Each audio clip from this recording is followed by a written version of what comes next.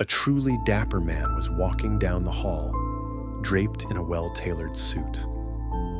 I'm not sure who he thought he was, but he wasn't him. He approached Ellen and began questioning her. Who are you, and why are you in front of this door?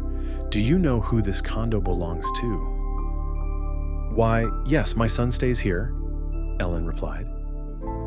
Your son? Oh, you're another one of those women, huh? Come to take advantage of a misinformed, sad child to make quick money from his father. Well, that's why I'm here.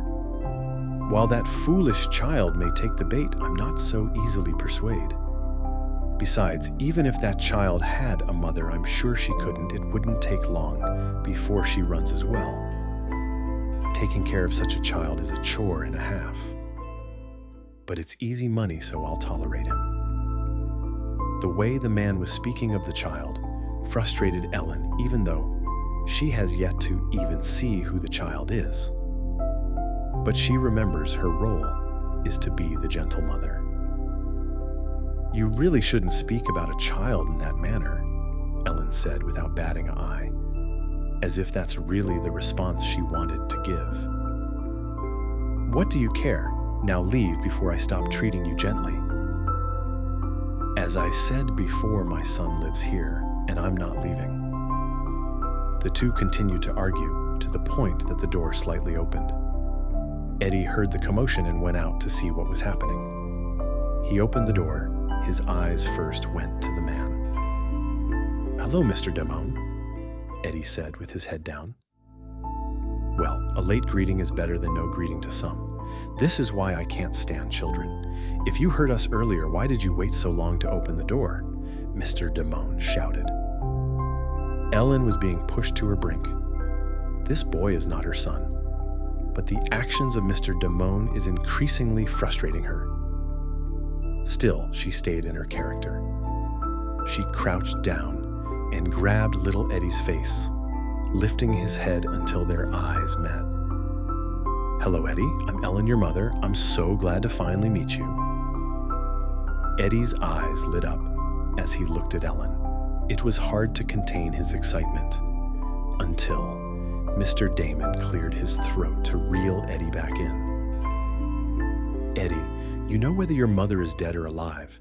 It's clear she wants nothing to do with you. So instead of getting scammed, why don't you straighten up and act like you have even the semblance of a brain in your head? Ellen went to say something, but before she could get it out, she heard a whisper from Eddie. No, she is my mother. What did you say? Mr. Damon questioned, to which Eddie yelled, She is my mother. She's an Ellen android that I purchased online. She's here to be my mother. This thing isn't even a person. All the more to get rid of it then.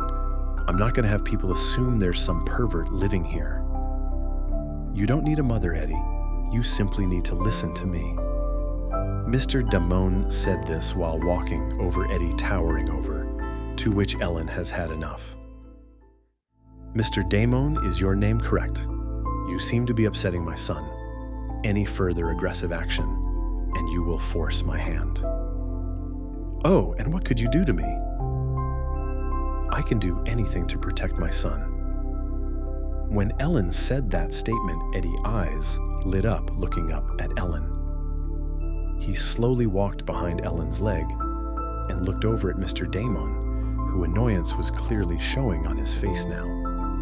Enough with the nonsense. Mr. Damon reached over to grab Eddie's arm and pulled him over. He used too much force, causing Eddie to let out a yelp and wince in pain.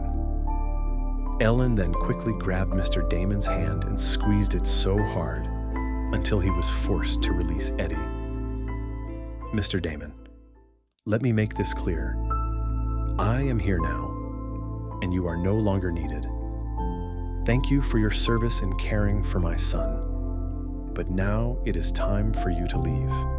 Mr. Damon was now frightened at the strength of Ellen holding his hand. He let out a final cry. I don't want to take care of this sad child anymore anyway. Perhaps you deserve a robot. No decent human would want to be around you. He turned to walk away, Then Ellen stopped him. Mr. Damon, still frightened, stopped in his track, and voice trembling asked what she wanted with him. "You've been taking care of my son, and clearly you wouldn't be doing it from the kindness of your heart.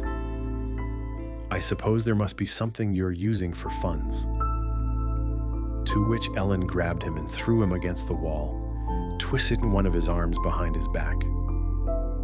Mr. Damon yelled out in pain, while Ellen searched his pockets, pulling out his wallet and using her eyes to look through it without having to open the wallet. "Ah, here's a card that clearly isn't your name. I assume everything has been purchased through here."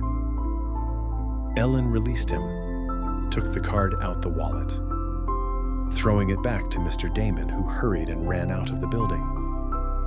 Ellen looked down at Eddie, extending her hand. Eddie grabbed it. "Shall we enjoy our day at home now?"